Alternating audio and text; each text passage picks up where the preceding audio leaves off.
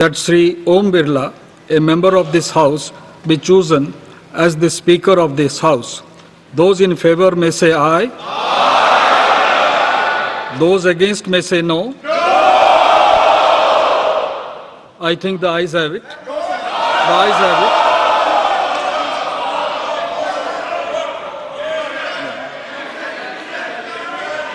The motion is adopted.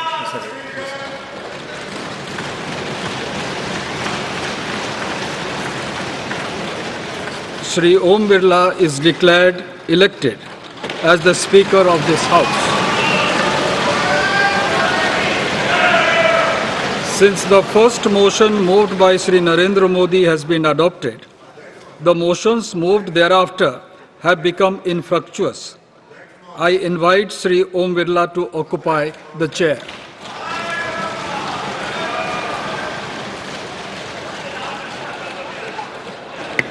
इन्होंने division force नहीं किया है, इसलिए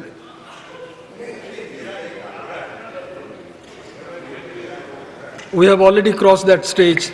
I invite Sri Om Birla to come up and occupy the chair.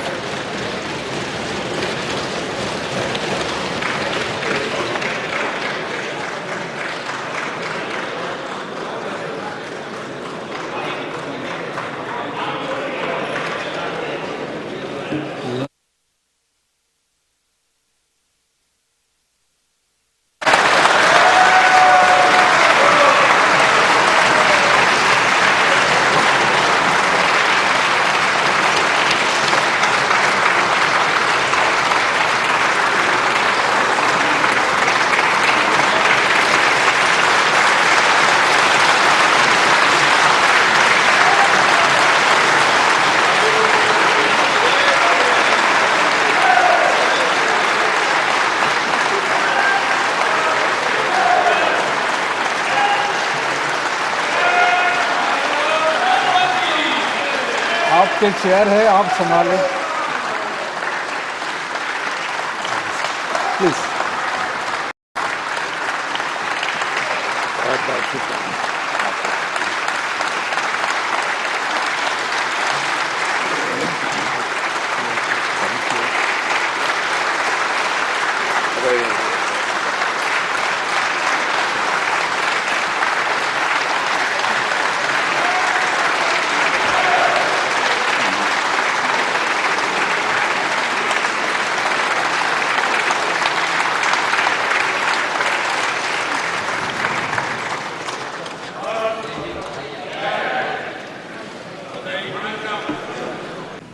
For your successful election, for the second time that you have been elected. I'd like to congratulate you on behalf of the entire opposition, on behalf of the India Alliance. Speaker Sir, this House represents the voice of India's people. And you, Speaker Sir, are the final arbiter of that voice. Of course, the government has political power, but the opposition also represents the voice of India's people. And this time, the opposition represents significantly more voice of the Indian people than it did last time. Speaker Sir, the opposition would like to assist you in doing your work. We would like the House to function often and well. Speaker Sir, it is very important that cooperation happens on the basis of trust. It is very important that the voice of the opposition is allowed to be represented in this House. I'm confident that you will allow us to represent our voice, allow us to speak, allow us to represent the voice of the people of India. Speaker Sir, the question is not how efficiently the House is run. The question is how much of India's voice is being allowed to be heard in this House. So the idea, Speaker, sir, so the idea that you can run the House efficiently by silencing the voice of the opposition is a non-democratic idea. And this election has shown that the people of India expect the opposition to defend the constitution, the Samvidhan of this country. And we are confident that by allowing the opposition to speak, by allowing us to represent the people of India, you will do your duty of defending the Constitution of India. I'd like to once again congratulate you, Speaker, sir, and also all the members of the House who have won their election. Thank you very much.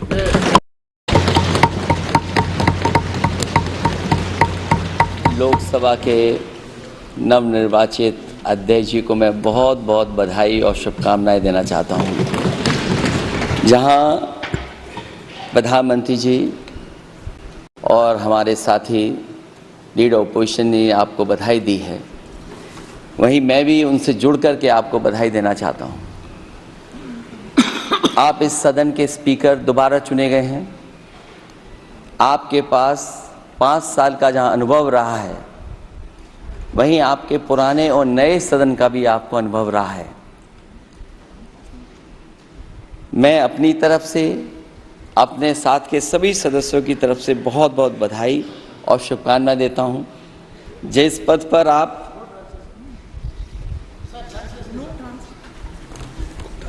जिस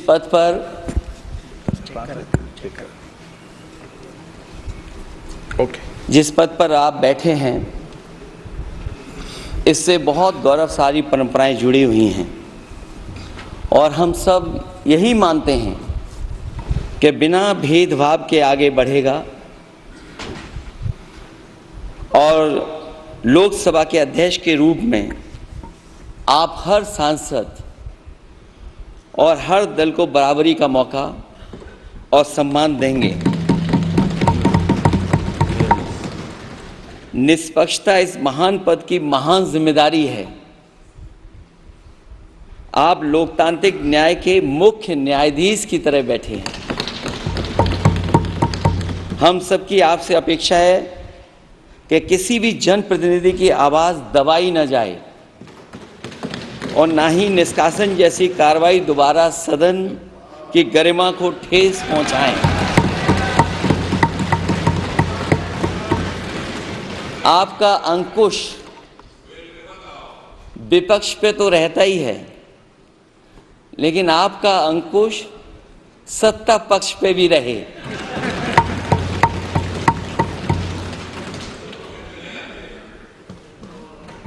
अध्यक्ष महोदय, आपके इशारे पर सदन चले, इसका उल्टा ना हो। हम आपके हर न्याय संगत फैसले के साथ खड़े हैं। मैं एक बार फिर आपको इस अध्यक्ष पद पर बैठने के लिए बहुत बहुत बधाई देता हूं। मैं सदन में पहली बार आया हूं, ये नए सदन में। मुझे लगा कि हमारे स्पीकर की कुर्सी बहुत ऊंची होगी, क्योंकि मैं जिस सदन को छोड़ के आया हूं, अध्यक्ष जी, उसकी कुर्सी बहुत ऊंची है। उस समय भी मैं अध्यक्ष जी किसको कहूं कि ये कुर्सी और ऊंची हो जाए। जहां ये नया सदन है, वही मैं आपकी पीठ के पीछे देख रहा हूं, पत्थर तो सही लगे हैं, सब कुछ अच्छा लगा है, लेकिन कुछ दरार में मुझे कुछ सीमेंट अभी भी लगा दिखाई दे रहा है। अध्यक्ष महोदय, मुझे उम्मीद है कि आप जितना सत्ता पक्ष का सम्मान करेंगे, उतना ही विपक्ष का सम्मान कर करके हमें भी अपनी बात रखने का मौका देंगे। मैं आपको बधाई देता हूं, शुभकामनाएं देता हूं, हर तरीके से आपके साथ है। बहुत धन्यवाद। सीट से खड़ा हो जाता है तो मैं माननीय सदस्यों को अवगत कराना चाहता हूं, वो बैठ जाया करें। ये मैं पहली बार कह रहा हूं, मुझे 5 साल कहने का अवसर नहीं मिलना चाहिए। असाउद्दीन ओवैसी जी।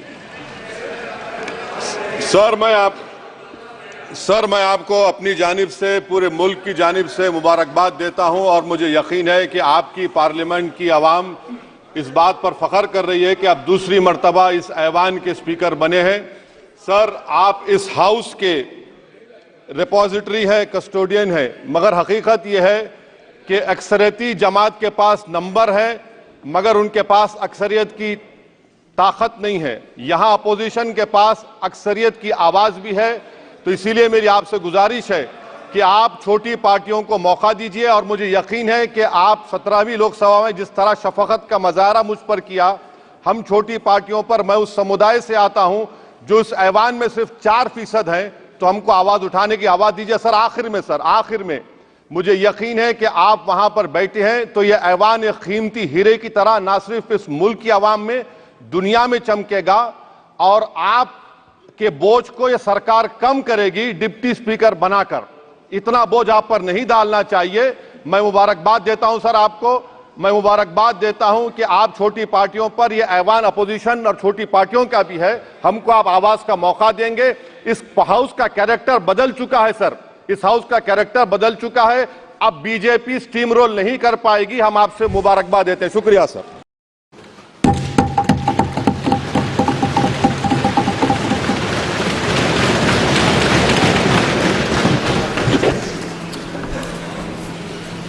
आदरणीय अध्यक्ष महोदय,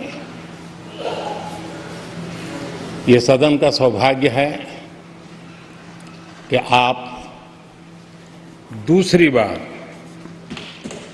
इस आसन पर विराजमान हो रहे हैं। आपको और इस पूरे सदन को मेरी तरफ से मैं बहुत बहुत बधाई देता हूं।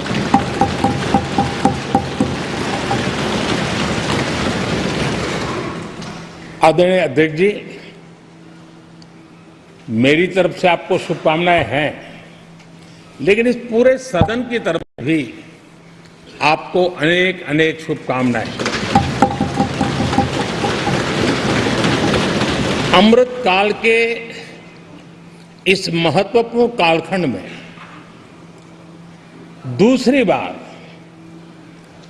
इस पद पर विराजमान होना बहुत बड़ा दायित्व आपको मिला है और आपका 5 वर्ष का अनुभव और आपके साथ हम लोगों का 5 साल का अनुभव, हम सबका विश्वास है कि आप आने वाले 5 साल हम सबका मार्गदर्शन भी करेंगे और देश की आशा अपेक्षाएं पूर्ण करने के लिए ये सदन अपना दायित्व निभाने में आपकी बहुत बड़ी भूमिका रहेगी। आदरणीय अध्यक्ष जी, हमारे शास्त्रों में कहा गया है कि विनम्र और व्यवहार कुशल व्यक्ति सफल सहज रूप से होता है और आपको तो उसके साथ साथ एक मीठी मीठी मुस्कान भी मिली हुई है। आपके चेहरे को ये मीठी मीठी मुस्कान पूरे सदन को भी प्रसन्न रखती है। मुझे विश्वास है आप हर कदम पर नए प्रतिमान, नए कीर्तिमान गढ़ते आए हैं। 18वीं लोकसभा में स्पीकर का कार्यभार दूसरी बार संभालना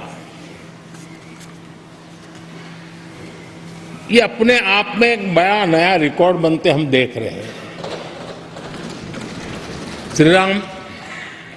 श्री बलराम जाखड़ जी वो पहले ऐसे अध्यक्ष थे जिन्होंने 5 साल कार्यकाल पूरा करके फिर दोबारा उनको स्पीकर बनने का अवसर मिला था। उसके बाद आप हैं जिन्हें 5 पूर्ण करने के बाद दोबारा इस पद पर हासिल होने का अवसर मिला। गत 20 साल का एक ऐसा कालखंड रहा है कि ज्यादातर स्पीकर या तो उसके बाद चुनाव नहीं लड़े हैं या तो जीत करके नहीं आए हैं। आप समझ सकते हैं कि स्पीकर का काम कितना कठिन है कि उसके लिए दोबारा जीतना मुश्किल हो जाता है, लेकिन आप जीत करके आए हैं, इसके लिए एक नया इतिहास आपने गढ़ा। आदरणीय अध्यक्ष जी, इस सदन में ज्यादातर हमारे सभी माननीय सांसद आपसे परिचित हैं, आपके जीवन से भी परिचित हैं।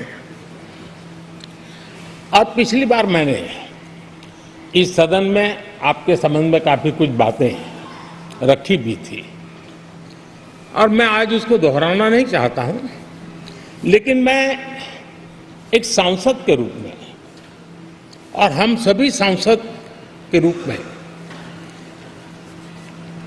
आप जिस प्रकार से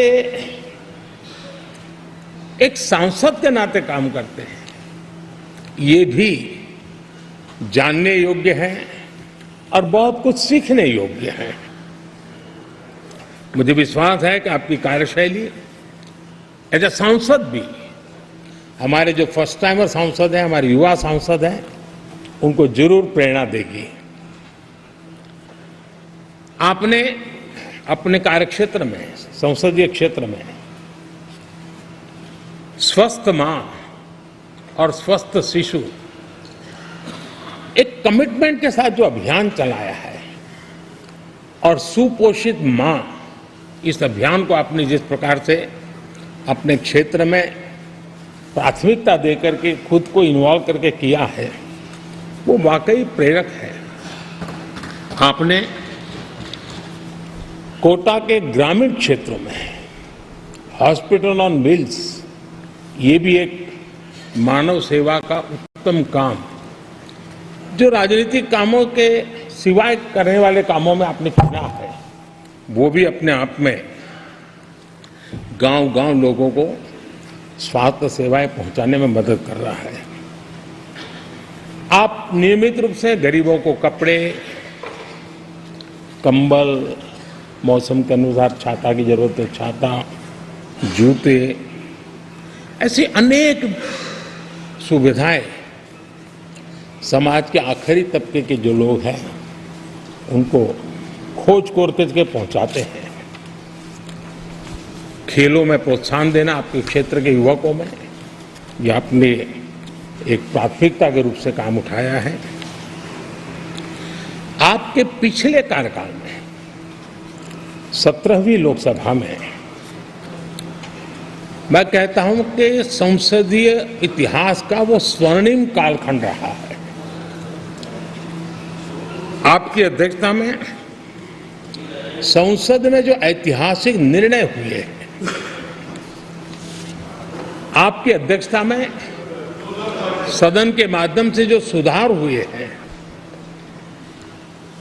ये अपने आप में एक सदन की भी और आपकी भी विरासत है। और भविष्य में 70वीं लोकसभा के संबंध में जब विश्लेषण होंगे, उसके विषय में लिखा जाएगा, तो भारत के भविष्य को नई दिशा देने में आपकी अध्यक्षता वाली 70वीं लोकसभा की बहुत बड़ी भूमिका रही है।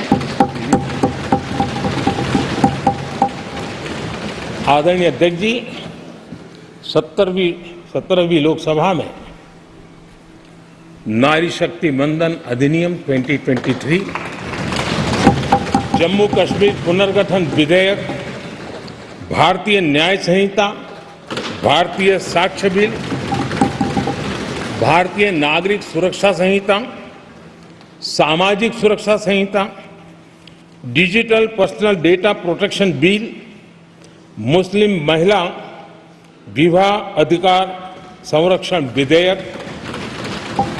Transgender persons protection of rights bill, consumer protection bill, direct tax, विवाद से विश्वास विधेयक, सामाजिक, आर्थिक और राष्ट्रीय महत्व के ऐसे कितने ही महत्वपूर्ण ऐतिहासिक कानून 17वीं लोकसभा में आपकी अध्यक्षता के अंदर इस सदन ने पारित किए हैं और देश के लिए एक मजबूत नींव बनाई है।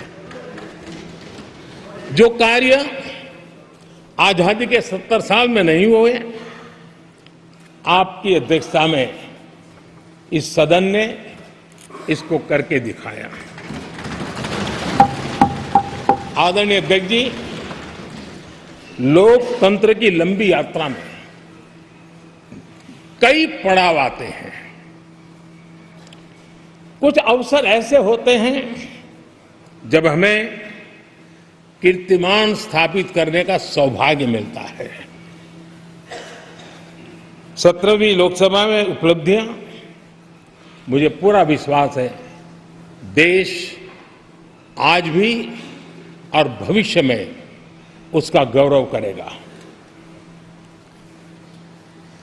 आज देश अपनी आकांक्षाओं की पूर्ति के लिए भारत को आधुनिक बनाने की दिशा में जब हर तरह से प्रयास हो रहे हैं, मैं मानता हूं कि नया संसद भवन भी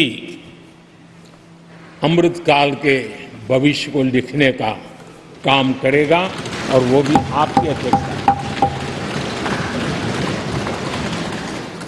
नए संसद भवन में हम सबका प्रवेश आपकी ही अध्यक्षता में हुआ और आपने संसदीय कार्यप्रणाली को प्रभावी और जिम्मेदार बनाने का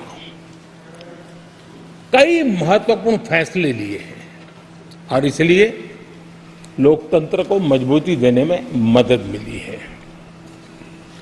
लोकसभा में हम पेपरलेस डिजिटल व्यवस्था से आज काम कर रहे हैं।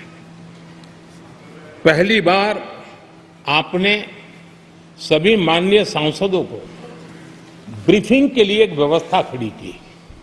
इससे सभी माननीय सांसदों को भी आवश्यक रेफरेंस मटेरियल मिला।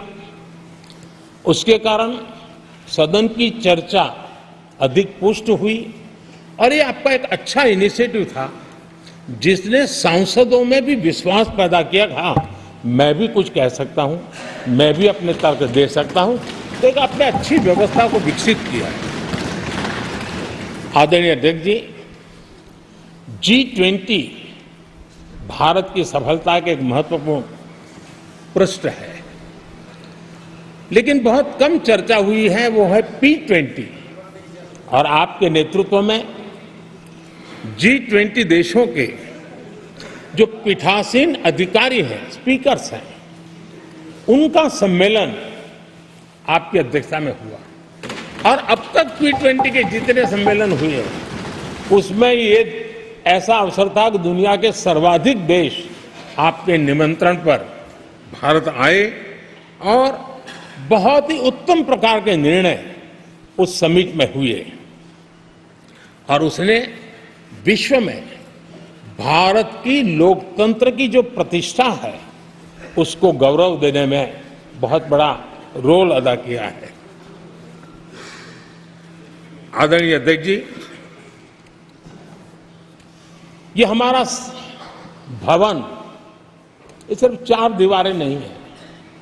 हमारा ये संसद 140 करोड़ देशवासियों की आशा का केंद्र है।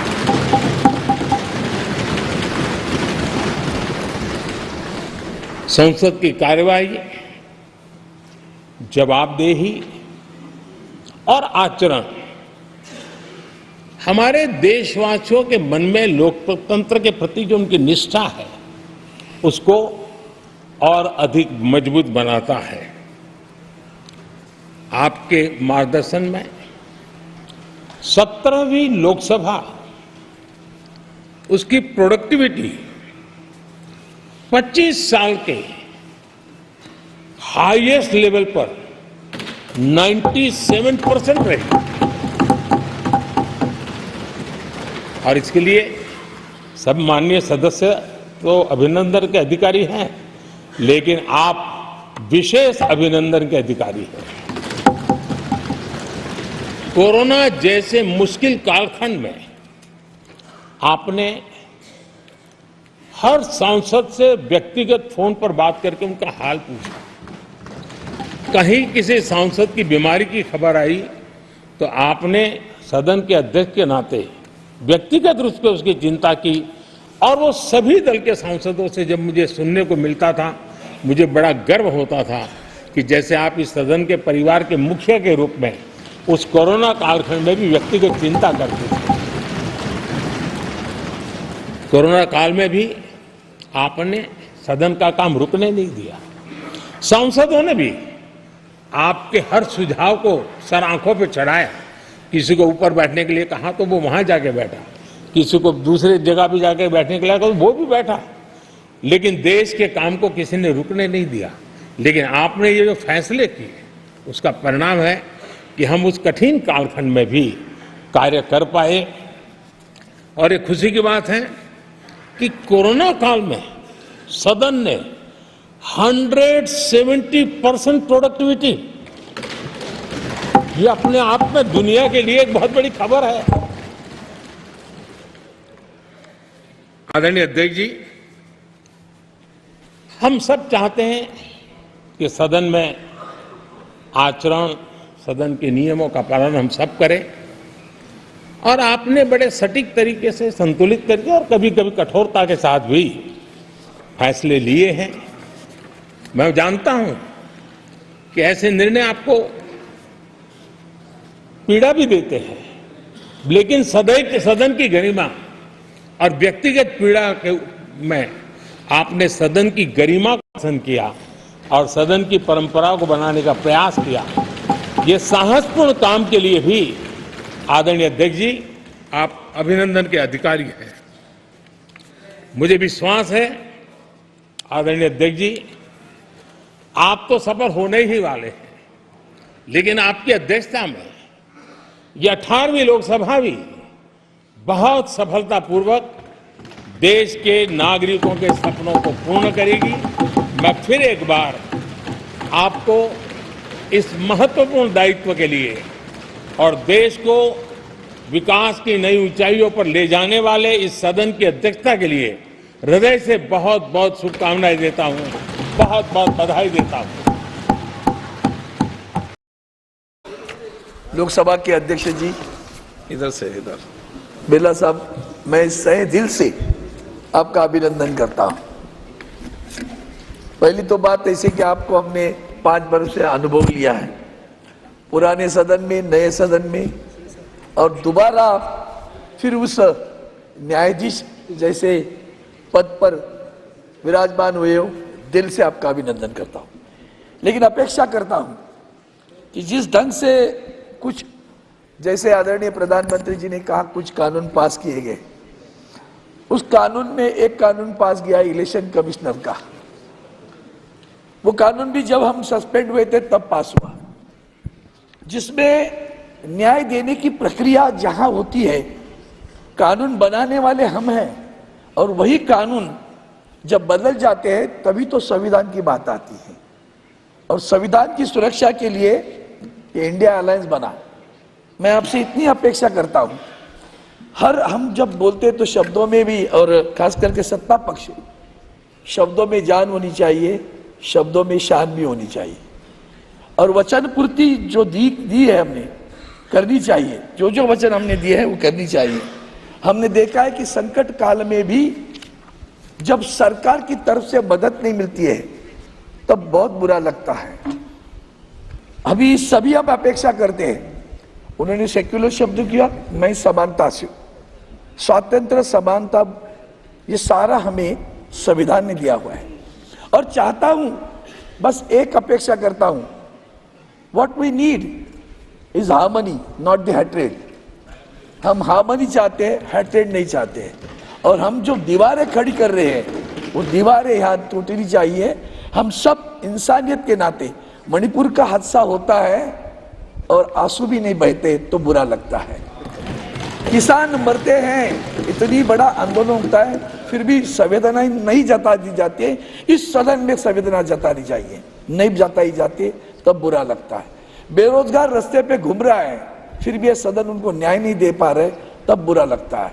किसान आत्महत्या कर रहे हैं, फिर भी ये सदन न्याय नहीं दे पा रहा है, तब बुरा लगता है। और चाहता हूं कि इस बार ये सारी चीजों को ध्यान में रखते हुए सदन चले, हमारी आवाज आपके तरफ आ जाएगी, तब अपेक्षा करते हैं आप हमें अनुमति दें और अश्योर करते ये सदन चलना ही चाहिए, कोई दुआ उसमें कोई दो राय नहीं होनी चाहिए। लेकिन सदन किस लिए चलिए? सर्वसामान्य जनता को न्याय मिलना चाहिए, वही अपेक्षा करता हूं।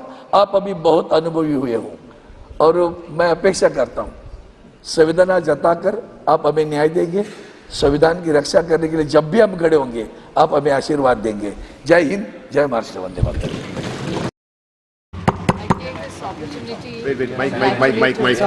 I take this opportunity on behalf of the Nationalist Congress Party and the original founder and our beloved leader Shri Sharad Pawar ji, and all of us, to congratulate you on your second innings. I still remember the first day when I met you, sir, with my colleague and friend Rajiv Pratap Rudy ji.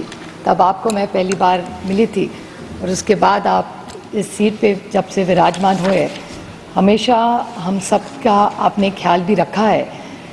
लेकिन पिछले 5 सालों में Covid में भी जिस तरह से, जैसे ट्रेजरी बेंच के साथ ऑपोजिशन के भी हम सब के लिए आपने जिस तरह से ख्याल रखा, हमेशा हमारे हर मेंबर को आपने फ़ोन भी किया, पूछा। कोविड के टाइम में आपकी सारी टीम काम किया और कोविड में जिस तरह से हाउस भी चला। I must take this opportunity to congratulate the entire parliamentary staff and team who really supported us in serving at that time. The entire transition of the old building to the new building, the research team, so a lot has been done in 5 years. 5 साल में बहुत अच्छा आपने काम किया, लेकिन 5 सालों में मैं तो कभी वेल में आती नहीं, लेकिन एक दुख की बात हुई कि हमारे सारे दोस्त यहाँ से 150 लोग जब सस्पेंड हुए तो हम सबको बहुत दुख हुआ सर। तो हमारी कोशिश रहेगी कि अगले 5 सालों में इस सस्पेंशन का आप ना सोचें, बातचीत हो सकती है, हमेशा हम डायलॉग के लिए तैयार रहते हैं। और तब मेघवाल जी और प्रहलाद जोशी जी के साथ बहुत अच्छा काम कर पाए 5 साल। मेरी सिर्फ नए मेंबर्स को एक विनती रहेगी कि बहुत मेहनत करके हम सब यहाँ चुन के आते हैं। दोपहर को जब लंच टाइम होता है तो कोरम के लिए भी दोनों साइड से मेहनत करनी पड़ती है। So it's a great opportunity. So I've been here a little more than most of you. So very humbly I would like to request to each one of you that people really look up to us, and very few of us are blessed to be here. So let's make this opportunity into a great advantage for this nation and deliver superior results from here, where whichever side we sit on, the common goal is to serve the nation. So if we all spend more time here together to deliberate more, to argue more from both sides, and to make sure that we serve India and make it a good nation, a brighter nation, because India is one of the largest democracies in the world. So any little thing that happens here affects globally, and democracy is looked as a dark light. So we did that mistake last time. I urge the Honorable Treasury Department that we are here to work and we are here to serve, and I hope we have a much better and a warmer relationship. और house चलाना हमारी जिम्मेदारी नहीं, treasury bench की होती है। तो मेरे ख्याल से नए मंत्री जो आए, जो हमारे दोस्त रहे हैं, उनके हम बहुत सारी उनसे हमारी अपेक्षा है। और thank you very much sir, thank you sir. सबसे पहले I would want to take this opportunity to congratulate you on behalf of my party, Lok Janshakti party Ramvilas. Sir, हम लोगों को बहुत खुशी है आपको पुनः इस चेयर पर देखकर। 18वीं लोकसभा में जिस तरीके से पुनः आपको ये जिम्मेदारी मिली है, हम सबका सर 17वीं लोकसभा का एक अपना अनुभव है। उस वक्त जिस तरीके से आपने महिलाओं को और युवाओं को, ऐसे सांसद जो पहली बार चुनकर आए, सर उनको आपने प्रोत्साहित करने का काम किया, सामने से आपने उनको मौका देने का काम किया। सर, इस बार मेरी पार्टी में भी महिलाओं और युवाओं की तादाद है, उम्मीद मैं यही रखूंगा कि उनको भी आप उसी तरीके से मौका देंगे। मेरे नेता, मेरे पिता आदरणीय रामविलास पासवान जी के विचारों को लेकर हमारी पार्टी आगे बढ़ने का काम कर रही है। आपने पिछले 5 साल में सर इन तमाम विचारों को इस सदन में रखने का मौका दिया, और इस बात को सर कहने में मुझे कतई कोई संकोच नहीं है कि आपके द्वारा जो फैसले पिछले 5 सालों में लिए गए उसने संविधान की मर्यादा को बढ़ाने का काम किया और लोकतंत्र को और मजबूती देने का काम किया। सर, हम लोग चुनाव बाहर लड़कर आ गए हैं। मैं तमाम साथियों से यही आग्रह करूंगा कि जहां चुनाव लड़ना था हम लोग लड़ चुके हैं। अब हम सबकी जिम्मेदारी है कि अपने अपने क्षेत्र के मुद्दों को हम लोग यहाँ पर रखें और अपने देश को आगे लेकर जाने की जिम्मेदारी के साथ हम लोग यहाँ पर कार्य करने का प्रयास करें। सर, आज सिर्फ आपको बधाई देने के उद्देश्य से हम लोग खड़े हुए हैं, पर हाँ, कई बार जब विपक्ष के द्वारा कई बातें कही जाती हैं, मैं इतना भी मैं जरूर आग्रह करूंगा कि जब एक उंगली आप किसी की तरफ उठाते हैं तो बाकी उंगलियां आपकी तरफ उठती हैं। जब आप सत्ता पक्ष से किसी एक आचरण की उम्मीद रखते हैं तो वही उम्मीद हम लोग भी आपके राज्य में उसी आचरण की उम्मीद रखते हैं। कई राज्यों के ऐसे उदाहरण हैं, मैं नाम लेना नहीं चाहूंगा, पर जब आप स्पीकर के पद की बात करते हैं, आप डेप्यूटी स्पीकर के पद की बात करते हैं, तो कई राज्य ऐसे हैं जहां पे स्पीकर का पद और डेप्यूटी स्पीकर का पद भी आप ही के पास है, जहां पर सरकार एनडीए का कोई घटक दल नहीं चला रहा, विपक्ष के दल चलाने का काम कर रहे हैं। ऐसे में सर, इस उम्मीद के साथ कि अगले 5 साल आपका नेतृत्व, आपका मार्गदर्शन उतनी ही खूबसूरती से हम लोग को मिलता रहेगा जैसे पिछले 5 सालों में मिला। मैं एक बार फिर से अपनी पार्टी की तरफ से, लोक जनशक्ति पार्टी रामविलास की तरफ से आपका पुनः स्वागत करता हूं। पिछले 5 साल के लिए आपको बधाई देता हूं और अगले 5 साल के लिए आपको शुभकामनाएं देता हूं। धन्यवाद sir. Half of my party, Shiromani Akali Dal, I rise to congratulate you on your successful election as Speaker for the second term. Sir, एक छोटे से राज्य की छोटी सी रीजनल पार्टी का एक लौता मेंबर जो चौथी बारी यहाँ पहुँचा है,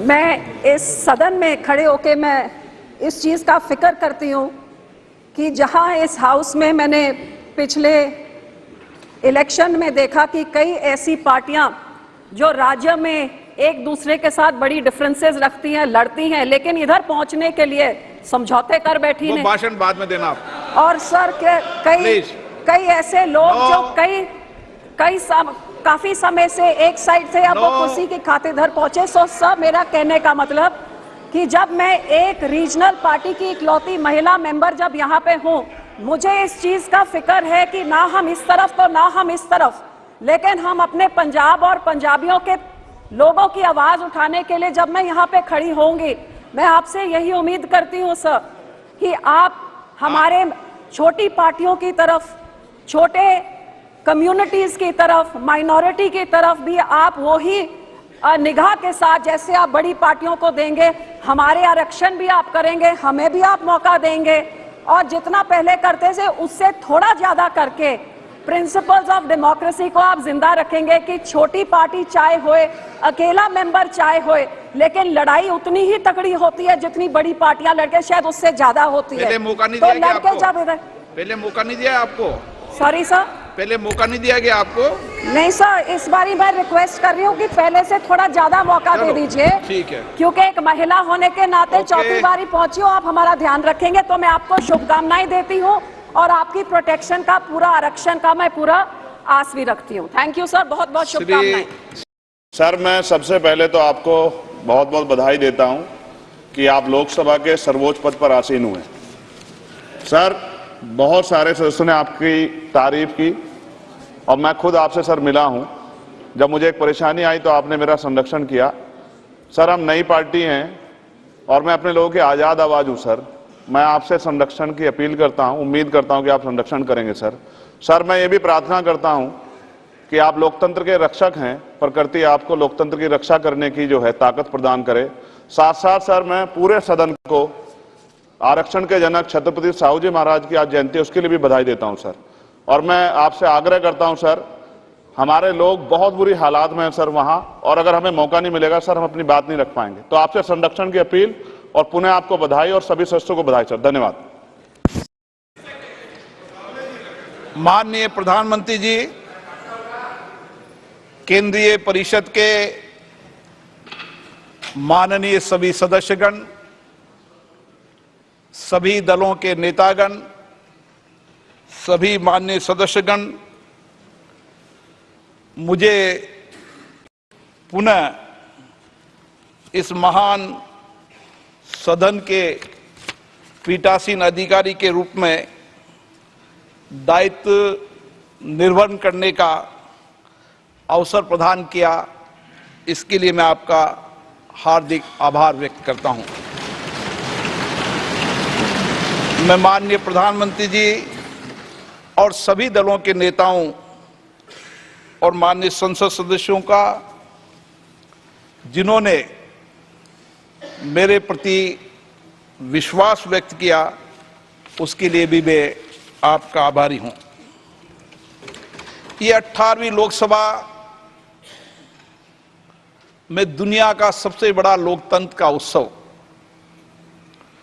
और उत्सव में भौगोलिक विविधताएं, प्रतिकूल मौसम, अन्य चुनौतियों के बाद भी जिस सक्रियता से 64 करोड़ ज्यादा से मतदाताओं ने भाग लिया, मैं सदन की ओर से उनको और देश की जनता को के प्रति भी आभार व्यक्त करता हूं। मैं निर्वाचन आयोग, जिसने निष्पक्ष, निर्बाध एवं पारदर्शी तरीके से निर्वाचन प्रक्रिया संपन्न कराई, दूर दराज के इलाके में एक मत को भी मतदान करने के लिए जो उन्होंने प्रयास किया, उसके लिए मैं निर्वाचन आयोग को धन्यवाद देता हूं। माननीय प्रधानमंत्री नरेंद्र मोदी जी के नेतृत्व में लगातार तीसरी बार एनडीए की सरकार बनी है। पिछले एक दशक में जनता की अपेक्षाएं, आशाएं, आकांक्षाएं बढ़ी है। इसलिए हम सबका दायित्व हो जाता है कि हम उनकी अपेक्षाएं, आकांक्षाओं को प्रभावी तरीके से पूर्ण करने के लिए सामूहिक प्रयास करें। माननीय सदस्यगण, 18वीं लोकसभा हमारे एक नए विजन और नए संकल्प की सभा होनी चाहिए। 18वीं लोकसभा हमारे रचनात्मक चिंतन एवं नूतन विचार की सभा होनी चाहिए, जिसमें उच्च कोटि की संसदीय परंपरा स्थापित हो, पक्ष प्रतिपक्ष की मर्यादित सहमति असहमति की अभिव्यक्ति हो, देश के समक्ष ज्वलंत मुद्दों पर सार्थक चर्चा संवाद हो और विकसित भारत के संकल्प को पूरा करने के लिए इच्छा शक्ति के साथ ये संकल्प काम करे। माननीय सदस्यगण, मैं इस अवसर पर मेरे पूर्वतन पीठासीन अधिकारी को भी स्मरण करना चाहता हूं, जिन्होंने अपनी कार्यकुशलता से इस सदन की दक्षता को, इसकी मर्यादा को, इसकी परंपरा को, इसकी गरिमा को प्रतिष्ठा देने का पूरा प्रयास किया। मुझे भी 5 वर्ष पीठासीन अधिकारी के रूप में ये गौरव प्राप्त हुआ। मैंने कोशिश की कि सभी सदस्यों को पर्याप्त समय, पर्याप्त अवसर मिले। मुझे खुशी है कि सदन की प्रोडक्टिविटी भी उच्चतम रही और संसदीय परंपराओं और परिपाटियों का भी हमने उच्च प्रतिमान स्थापित किया। मुझे प्रसन्नता है कि इस लोकसभा में 281 माननीय सदस्य पहली बार चुन के आए हैं। मैं सदन की ओर से उनका अभिनंदन करता हूं। मुझे आशा है कि निर्वाचित सदस्य सदन के नियमों, परंपराओं, परिपाटियों का गहन अध्ययन करेंगे और अपने वरिष्ठ सहयोगियों के अनुभवों का लाभ उठाकर शेष संसदीय परंपराओं का पालन करेंगे। माननीय सदस्यगण, संसद के इस नए भवन में कई ऐतिहासिक कानून भी पारित हुए, ऐतिहासिक निर्णय भी हुए, जिसका बरसों तक हम इंतजार कर रहे थे। महिला नारी शक्ति वंदन विधेयक वो पारित हुआ और हमने उसको नेतृत्व में भागीदारी देने का निर्णय किया। उसके साथ कई मुद्दों पर चर्चा हुई और कई महत्वपूर्ण विधेयक भी पारित हुए। ये वर्ष हमारे संविधान निर्माण की यात्रा का 75 वर्ष है। मैं संविधान निर्माण में भूमिका निभाने वाले उन सभी मनीषियों को नमन करता हूं, जिन्होंने दलगत भावनाओं से, निजी विचारधाराओं से ऊपर उठकर प्रत्येक बिंदु पर गहन अध्ययन, विचार विमर्श, चर्चा, संवाद कर एक ऐसा संविधान बनाया जो आज भी हमारा मार्गदर्शक है। मैं आप सभी से आग्रह करना चाहता हूं कि 18वीं लोकसभा में भी हम महान संविधान निर्माताओं को स्मरण करते हुए राष्ट्र हित में, लोक कल्याण में ऐसी नीतियां बनाएं, ऐसे कानून बनाएं जिससे समाज के शोषित, पीड़ित, वंचित वर्ग का उत्थान हो सके और अंतिम व्यक्ति के जीवन में सामाजिक, आर्थिक कल्याण हो सके। मैं इस अवसर पर माननीय प्रधानमंत्री जी को का धन्यवाद देना चाहता हूं, आभार व्यक्त करना चाहता हूं, जिनके मार्गदर्शन में इस दशक के अंदर संविधान दिवस मनाने की श्रेष्ठ परंपरा शुरू हुई। संविधान पर चर्चा हुई, डिबेट हुई और साथ के साथ माननीय प्रधानमंत्री जी ने पीठासीन अधिकारियों में सभी राज्य के पीठासीन अधिकारियों को कहा कि वह अपने अपने राज्य में नो योर कॉन्स्टिट्यूशन, हमारी युवा पीढ़ी संविधान को जाने, संविधान को समझे और संवैधानिक कर्तव्यों को और दायित्वों को निभाते हुए देश के विकास में सक्रिय योगदान दे। मेरी कोशिश रहेगी कि मैं सभी मान्य सदस्यों को पर्याप्त समय, पर्याप्त अवसर दूं। ये संसद सभी पक्षों के विचार वाली सभा है। सभी पक्षों के विचार यहां पर आने चाहिए। सहमति, असहमति हमारे लोकतंत्र की ताकत है। हम अलग अलग विचारधारा से चुनकर आते हैं, लेकिन विचारधाराओं के बाद भी देश सबसे सर्वोपरि है। मुझे आशा है कि अपने अपने दल की विचारधारा और जिन मुद्दों पर असहमति होगी, आप जोर से असहमति व्यक्त करेंगे।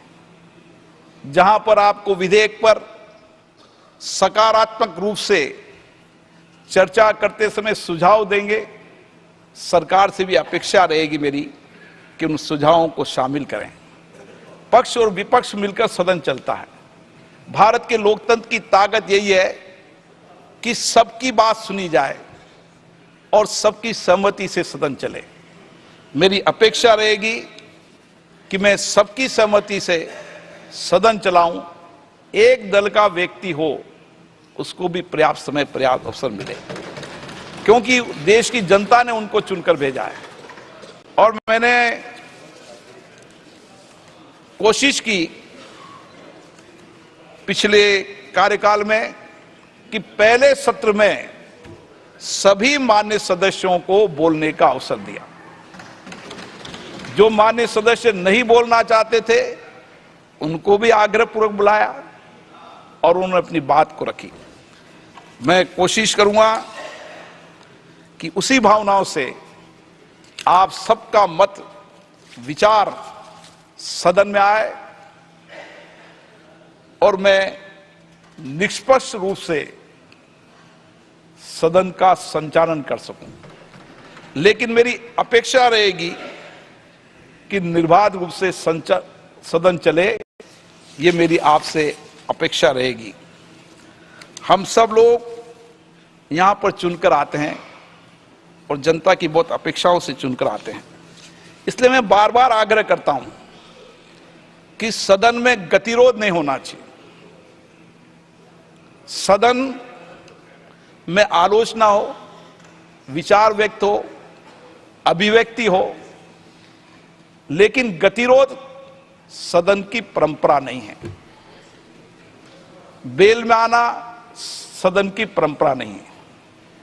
मेरी कोशिश रहेगी कि जो संसदीय मर्यादा है उसके पालन करने की जिम्मेदारी आपने मुझे दी है और मैं उसका पालन करूंगा।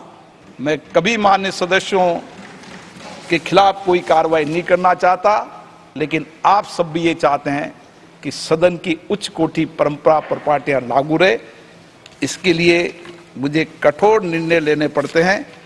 मेरी इस 18वीं लोकसभा में अपेक्षा रहेगी कि हम सब लोग बहुत अच्छा संवाद करें, उच्च कोटि की संवाद करें, चर्चा करें। जैसा इस सदन की परंपरा रही है कि यहाँ पर उच्च कोटि की संवाद चर्चा हुई है, मेरी कोशिश रहेगी कि उसी तरीके की चर्चा संवाद हो, क्योंकि संसद में विरोध और सड़क के विरोध में अंतर होना चाहिए। हमें जनता ने चुनकर भेजा है संसद के लिए, इसलिए मेरी अपेक्षा रहेगी कि हम विरोध के तरीके को संसद की मर्यादा के अनुरूप अपनाएं। पुनः मैं सभी मान्य सदस्यों का आभार व्यक्त करता हूं और विशेष रूप से आग्रह करता हूं कि लोकतंत्र और सदन के गौरव बढ़ाने के लिए आप सब सामूहिक प्रयास करेंगे। हमें लोक सेवा का जो अवसर दिया है उसका अधिकतम उपयोग करेंगे। मैं 18वीं लोकसभा के इस अंतरिम काल के सदन की कार्रवाई के सुचारू संचालन के लिए हमारे माननीय प्रोटेम स्पीकर श्री भर्तृहरि मेहताब जी, सभापति तालिका के सदस्य माननीय राधा मोहन सिंह जी एवं फंगन सिंह जी पुलिस्ते का भी आभार व्यक्त करता हूं। मैं लोकसभा के महासचिव, सचिवालय के सभी कर्मचारियों की समर्पित सेवा के लिए उनको धन्यवाद देता हूं और मैं आशा करता हूं जो विचार आपने व्यक्त किए हैं हम सब मिलकर इस 18वीं लोकसभा की सदन की गरिमा और प्रतिष्ठा को बढ़ाएंगे। धन्यवाद। जय हिंद।